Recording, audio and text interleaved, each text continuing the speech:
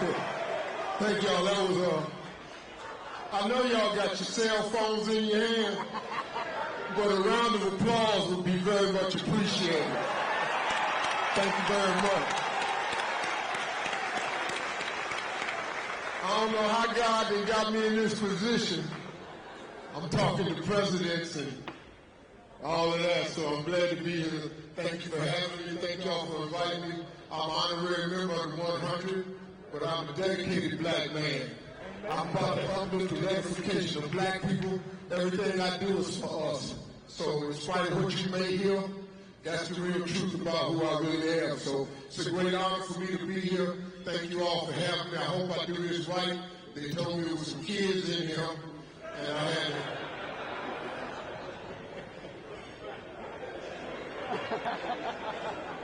I'm not responsible for the raising of your children. I raised all my children with cussing, and it has been a great benefit. You don't cuss at your children, that's yours. I'm just here from my ranch. I drove in from my ranch this morning. I got 250 boys down at the ranch that my wife and I acquired. Our boys' mentoring camp is happening this week. Father's Day, we graduate on Father's Day, so we broke up 15 fights. Since 2 boys made shank, the juvenile system gave me 2 boys. We removed the ankle braces and sent them to the camp because the camp is so effective. He got his ankle bracelet off and his ass ran.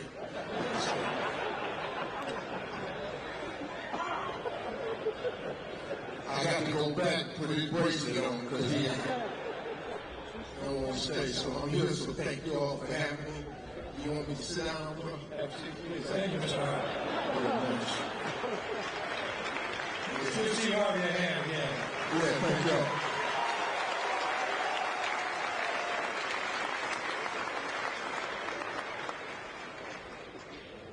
My next introduction gives me very special pleasure. I was fortunate to meet Madam Vice President during her initial stop on her economic opportunity tour. As we talked, I could see that she was genuinely concerned about economic opportunity for all. I shared how the 100 organization and I, as an individual citizen, have deep concerns regarding economic opportunity. The work Vice President Kamala Harris has delivered in this area carries a focus that is critical to my community, to my family, and to me, and to all of us here today. Improving the economic wealth gap that exists in our country is absolutely essential. And the Biden-Harris administration has made historic progress. Her focus on creating opportunities for the nation as a whole, and for African Americans in particular, resonated with me. I've seen her stand up and work to demystify how to do business with the government. This work creates a government that is not just for some, but for all. Her integrity and unwavering commitment, her approach and ability to view through an equitable lens, and her absolute effectiveness are things I greatly admire. As a nation, we're all benefiting from this, whether we know it or not. Her commitment to creating opportunities has led to change for people in general, and it has delivered real economic impact in cities across the country, including Detroit, Milwaukee, and right here in Atlanta, and in all those cities, the 100 has shown up. And now it is my honor to introduce the first woman to be elected Vice President of the United States, Kamala Harris. Let's give her a round of applause.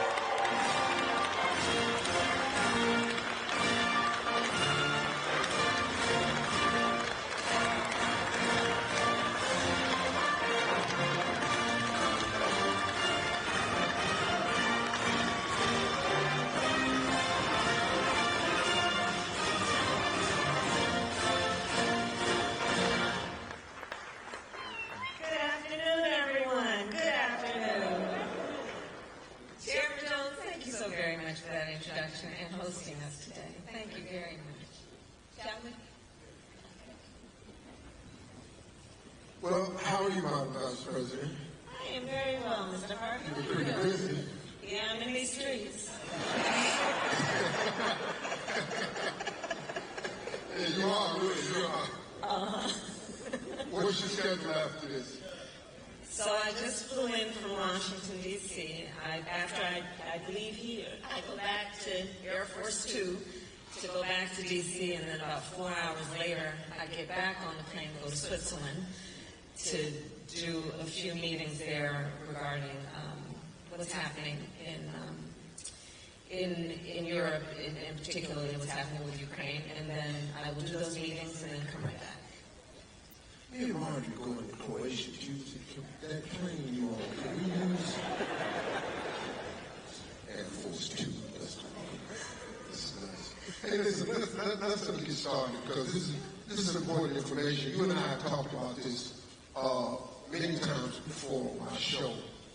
And it's a lot of things you've been doing. This past fall, you had a Fight for Our Freedoms college tour.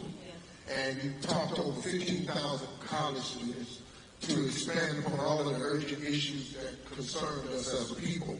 And you've been traveling across the country doing a lot of other things. And just recently, after addressing the epidemic of gun violence and women's rights, reproductive rights, and all of this that seem to be taken away, you launched an economic opportunity tour. So tell us a little bit about this tour and why you launched it. So I'll start by talking about where we are right now. So this hotel, many may know, was referred to as the Hotel of Hope.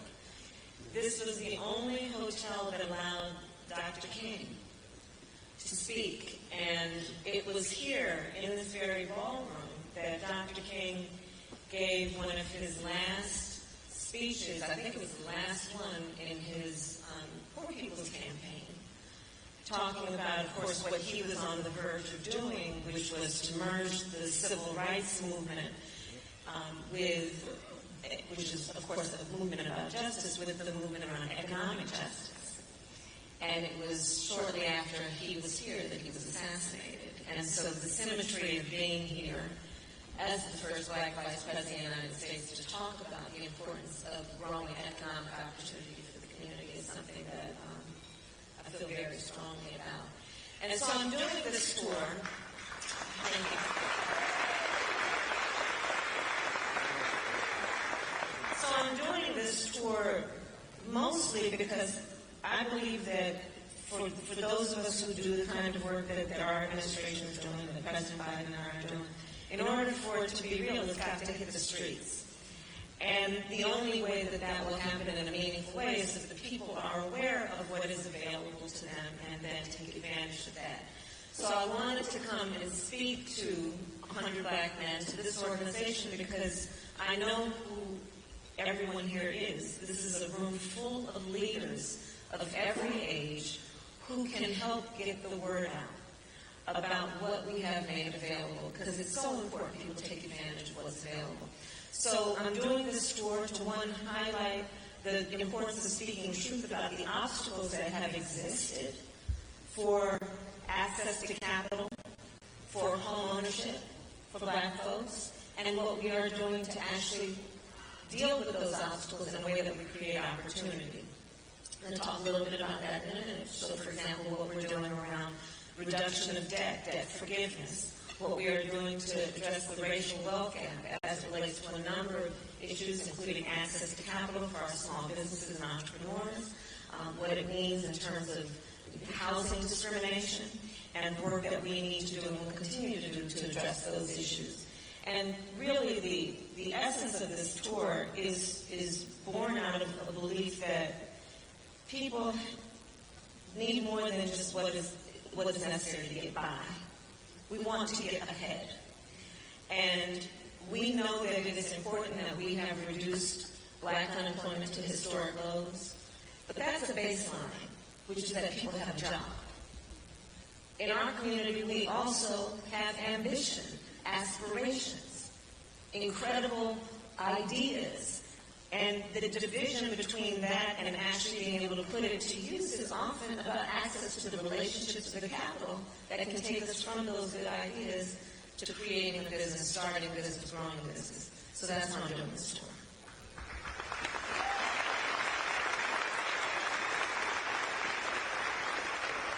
let's talk about this capital for entrepreneurs and small businesses, because that's been a really important part of your mandate here as Vice President. But little do a lot of people know, you were doing this long before you even got to the White House. You have been a huge proponent about entrepreneurship dollars and stuff that's available now, and a lot of people are not aware. There's a lot of, like you said, really brilliant people in this audience here who are entrepreneurs. The minds in this room is really starving, man. It's really sharp people here, right? And if they only knew what was available for them. Tell us more about this work for small business and entrepreneurs.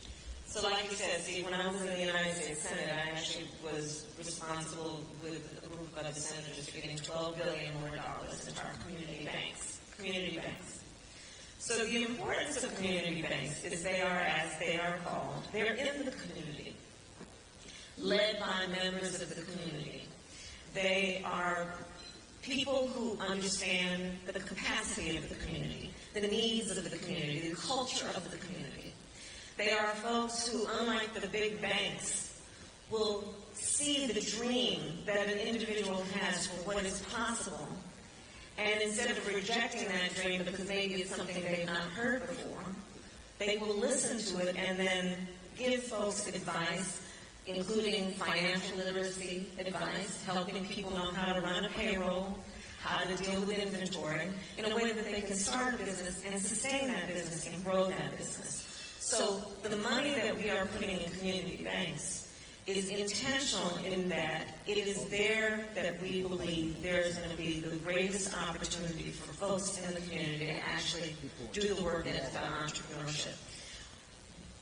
Since I've been Vice President, I also created what's called the Economic Opportunity Council, and I got the big banks and big tech companies to invest private equity into community banks. And we're on track to getting $3 billion more into community banks because of that partnership.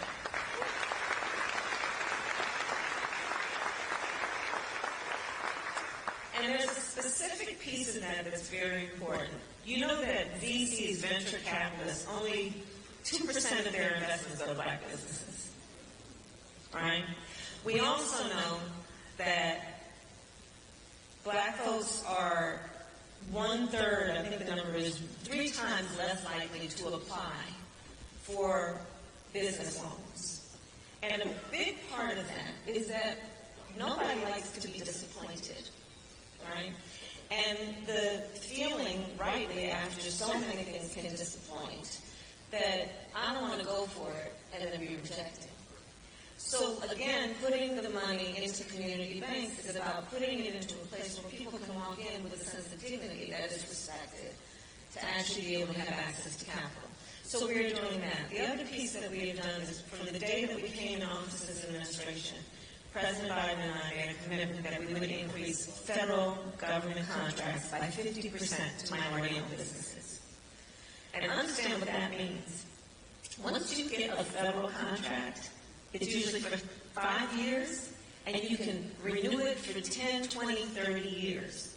So, see, unless somebody messes that thing up, it's yours for a very long time, which is going to be a source of incredible wealth-growing opportunity for yourself, for your family, and for your community. So these are some of the things we've done around access to capital to address the disparities that have for too long existed. And I put this all in the context of another reason I'm doing this tour. Since we came in office, we passed the bipartisan infrastructure law. We are putting billions of dollars on the streets of America to upgrade sidewalks, roads, bridges, freeways. Do you know that over 90% of construction companies employ 20 or fewer people? Those are small businesses. Think about, we are putting over $1 trillion by my calculation on the streets of America over the next 10 years to invest in a clean energy economy, adaptation and resilience to extreme climate occurrences, federal contracts. What we are doing with the CHIPS and Science Act, we are investing in semiconductor manufacturing here in the United States because we know, and we learned, we didn't know before during the pandemic, this supply chain thing can really mess you up. And we need domestic production and manufacturing of some of these essential needs. So in the last 3 years, our accomplishments around growing the economy of America in a broad-based economic policy means putting trillions of federal dollars into the economy, which will require for it to be meaningful, folks to take up those contracts to do the work that is about building up our nation. So that's part of why I'm here, is to ask everyone here, help me get out the word of what we are doing, and that the Small Business Administration, as an example, and we have representatives here, we have the Deputy Secretary of Commerce here, the Deputy Secretary of Treasury here, help get the word out about what is available, because too often, like I said, black folks are 3 times less likely to apply for these things. But we got to let people know that it's there so that they will apply and take advantage of what we are doing, including we have finally gotten rid of the prohibition on people with a criminal record being able to apply for SBA loans. We just got rid of that. So now, for those who are formally incarcerated or who have a conviction for a crime, that will no longer prohibit people from being eligible for small business loans. Help me get the word out. That's why I'm here. Well, that's good, because might as well be able to get a small business loan, because you can be president too with a criminal record. So that's a nice exchange. Ain't that bad? You know, look, I've been reading this paper because I got to stay I got a headache trying to stay on course, so just let me go off this paper for a minute. Before y'all start calling my radio show and DMing me, talking about why you ain't asked no hard-hitting questions, that ain't what this is. I'm throwing a lob. This is an alley-oop for a dunk. Because this administration needs to get the word out of what they're actually doing and what they're actually accomplishing, so we can stop all this foolishness about what you're doing for black people. Can't nobody come out with no agenda and call it this for black people and expect to get in the White House. You got to play the game different. Y'all know what this is. So now this next question is another lob for her to dunk. Because they done done a lot, man. But we see, I'm on this radio show and I'm hearing all these people talking about, I'm not voting if they're not doing nothing for us. Listen to me. If you do not vote, the analytics will show. They know how many women vote, they know the age you are when you vote. If we don't vote, how we going to ask for something next time? If you ain't got no voting power, you talk about reparations. Ain't nobody finna give you no reparations and you don't vote? Well, you think they finna give us some money? No, man. I hope they do. They owe us. I'll go down there.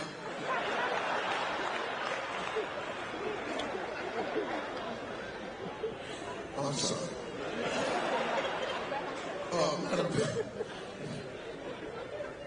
I know I ain't coming back next year. I appreciate y'all having me. Madam Vice President, this is another part of this conversation because it affects us all. It's about housing.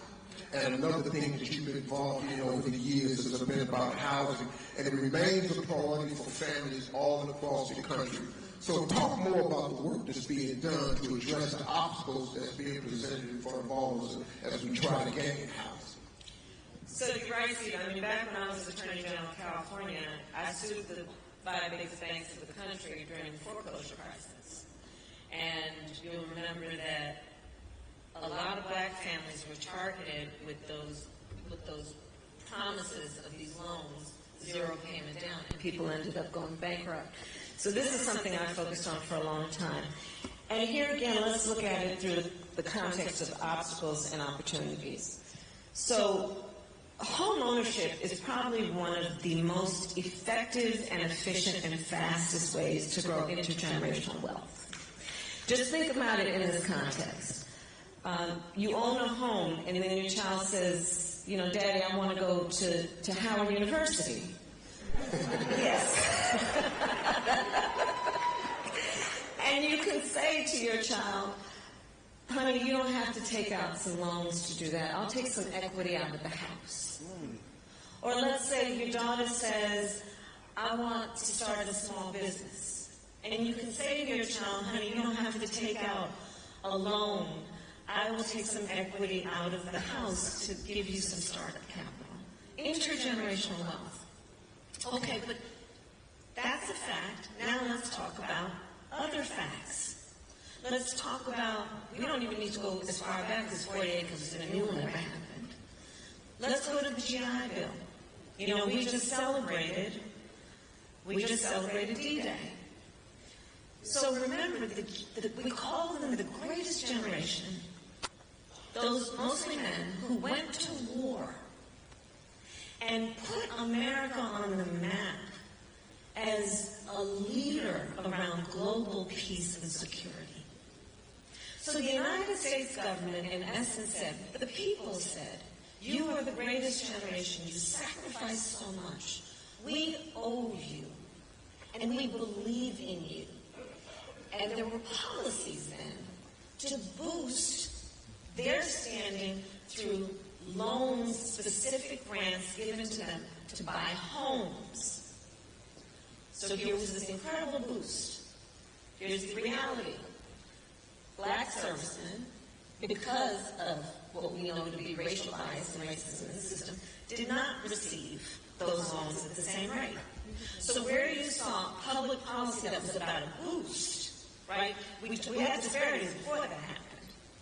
And then you see the disparities grow even more. Take into account segregation, redlining, urban renewal, where in so many black cities in particular, they would build freeways straight through the neighborhood, which would cut the business community, commerce off from the neighborhoods. Over and over again, we have seen these inflection points in the history of our country that have set folks back around home ownership. So one thing that we have to do is speak truth about that. And the second piece of it then is, what are we going to do to accommodate the fact that we have far too many folks who, for example, in black families, there's no history in their immediate family of home ownership. What are we doing to give them a boost? So we are proposing a policy, which we are on track to getting done, so that if you are the first generation in your family to go for home ownership, you'll get $25,000 credit for down payment. And if you are first in your family generationally, first-time home ownership, qualify for $400 a month in credits to go toward paying your mortgage. So these are some of the issues that we are seeking to address. There's another issue. Home appraisals. Again, it's about speaking truth, right?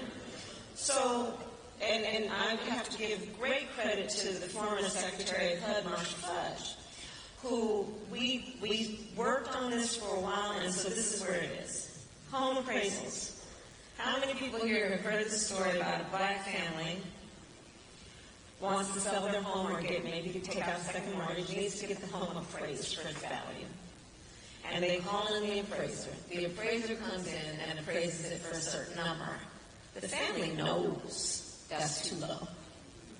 So then they get in touch with some friends of the family who are white and say, why don't y'all come over with your family pictures? We'll take ours down. You invite an appraiser over. The house appraisals are higher. Racial bias in home appraisals is a real issue. Again, contributing to what we would see then in terms of disparities around the ability to accumulate and grow wealth. So what we have done is we are now requiring that home appraisers receive racial bias training to address, again, what are these seemingly small issues, but are very big issues when you talk about the overall ability of folks to catch up and to build the kind of wealth that we know is an entitlement, is a right of every hardworking person. So that's part of what we're doing on home ownership.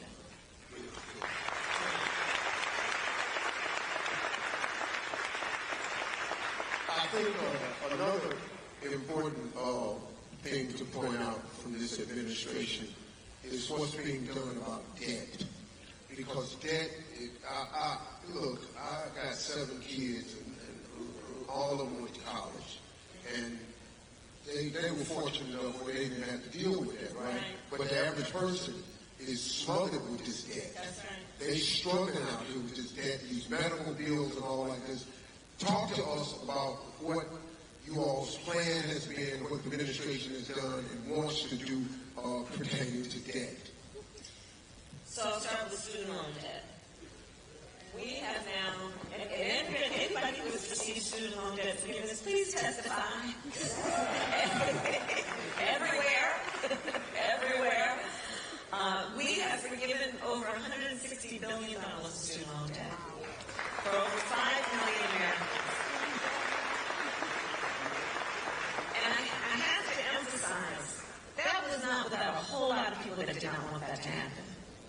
We had to fight to push it through. The courts ruled against us on a part of it, and so we found another way of doing it. But here's the thing about student loan debt, especially what we know for our community.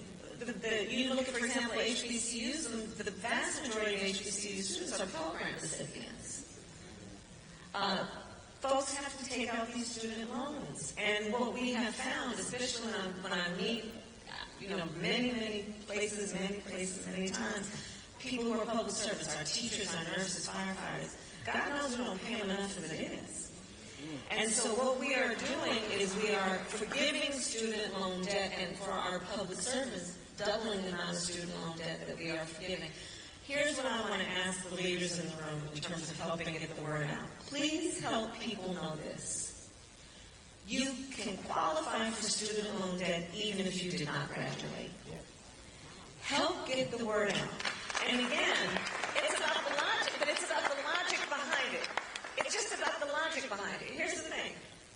So, most people, many people, leave college, drop out because they can't afford it. But the loan is still due. So, we are forgiving student loan debt, including for people who do not graduate, because we understand the nature of the problem, and we're trying to fix it. Medical debt. Medical debt, for the most part, comes about because of a medical emergency. It is something folks don't plan for. It certainly is not something people want. And what ends up happening is people then accumulate all these medical bills.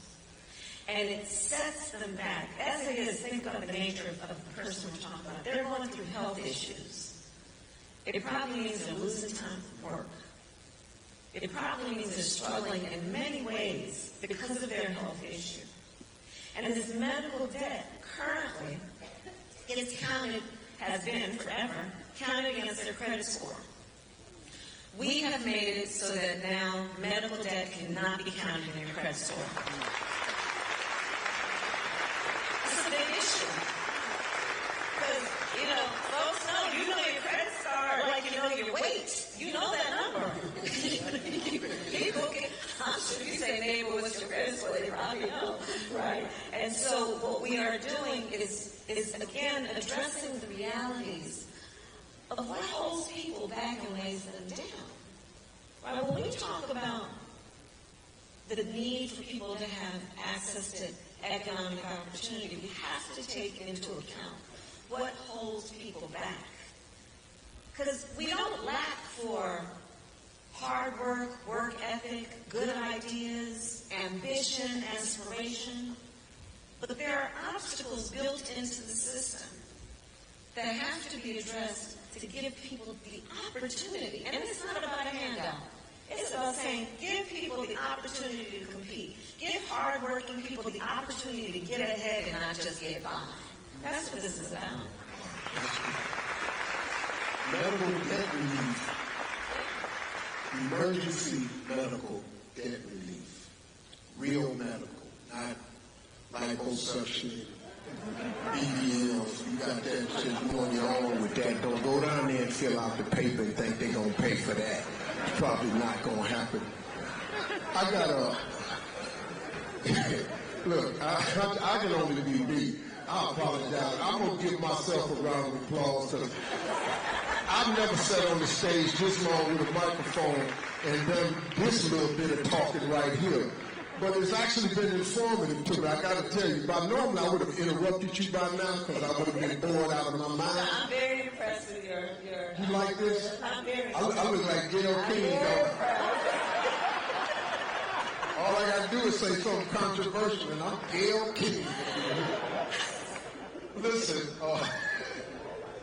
I'm glad you asked me to do this, because we've talked many times. I'm so glad you made the time to do it, Steve. Yeah, I was telling the audience I came from our ranch, and you're very aware of this, and you're going to help me now because you introduced me wanting to keep people back there. Yeah. I'm in the life-saving business. I'm 40 miles up the road from Camp Grace, who's in the soul-saving business. They require that you come down there and you get saved, and you get filled with the Holy Ghost. And I told that dude that I'm in the life-saving business. I'm trying to get heaven myself. I ain't even shooting it right now. When I get to the gate, I'm going to have a conversation, I'm pretty sure, about some stuff I said and did. I still gamble a little bit. But I only go to Vegas as a Christian because sometimes I try to win my tithes, you know.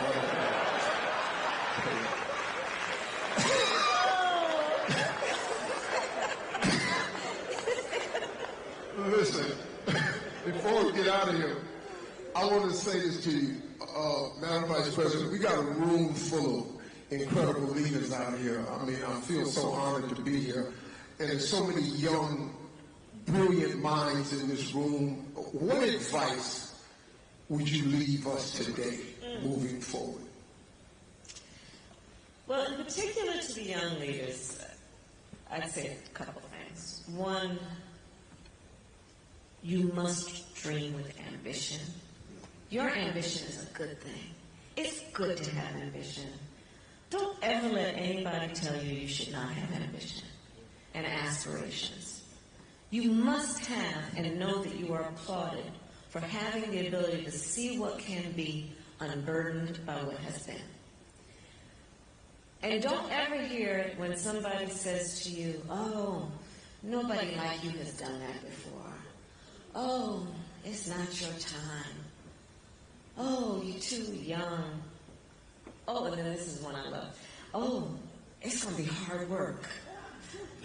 Don't you ever listen to that. I like to say, I eat no for breakfast.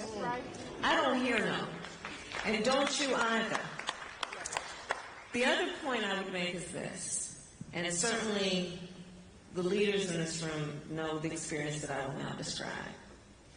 But to the young leaders, I will say, you're going to, many times in your life, find that you are in a room, be it a boardroom, a meeting room, where you're the only one that looks like you. And I want you to hold in your heart and in your mind the image of what you see right now and in this room to know that when you are in those rooms, we are all in that room with you, expecting you will walk in that room with your chin up, your shoulders back, carrying the voice that we expect you to use in that room. And know you are always applauded for being there. Don't ever let a circumstance or situation or person make you feel alone. We are all there with you, and that's the beauty of what 100 Black Men does as an organization. And so these are the things that you must remember in life, and you must always know how celebrated you are and how special you are and how much you have to give our country. We need you. To the young leaders, I started, Steve, as you said, a college tour last fall. I'm going to tell you, I love Gen Z. I really do. Think now, let's say to the older adults, you know that if someone is 18 today, this is humbling. You know what year they were born? 2006. Deal with that. But think about Gen Z and our younger leaders. They've only known the climate crisis. They have actually coined a term, climate anxiety, to describe their concern about having children one day or owning a home for fear of what extreme weather might do to wipe it out. They witnessed the killing of George Floyd. They went through a pandemic and lost significant pieces of their education and socialization process. During the height of their reproductive years, the highest court in the land, the court of Thurgood, just took a constitutional right from them so that our daughters will know fewer rights than their grandmothers. And I would ask them, Steve, everywhere I went, and it was always a packed room with an overflow room, I'd ask the students, the young leaders, raise your hand if at any point between kindergarten and 12th grade you had to endure an active shooter drill. And almost every hand went up. It was bone-chilling. This one younger student said to me, on this subject, that's why I don't like going to fifth period. I said, why, baby? Why don't you want to go to fifth period? Because in that classroom, there's no closet to hide in. On some of the biggest issues facing our country today, and up in November, when these young leaders start voting in their numbers, I see a sea change. So they're not playing around. This is not intellectual. This is not academic. For them, it's a lived experience. And so I say to the young leaders then, with that point, you were born leaders. And if you're in this room, it's because you have chosen to be a leader, and just keep leading because we need you. We need you.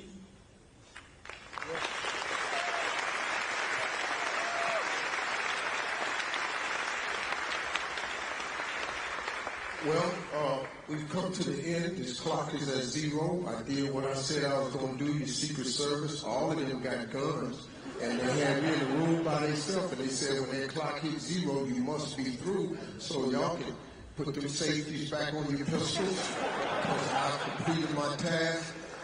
Listen, I've been in rooms like this before. The vibe in here is incredible. I'm proud to be one of you. I love black people. I'm proud when I see black people. I'm about the uplift and edification of black people. This administration has done so many things that could affect our community. They just can't label it black. So please quit tripping.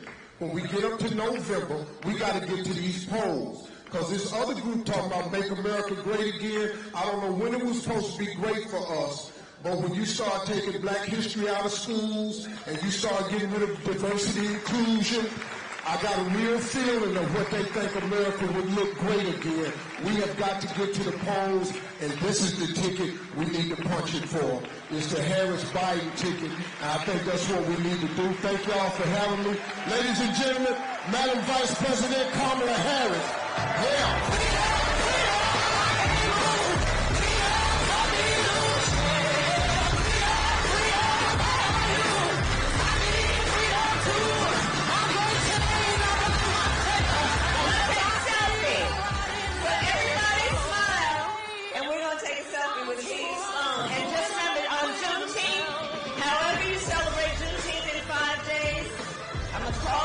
That everyone else think about how you register people to vote on Juneteenth. All right.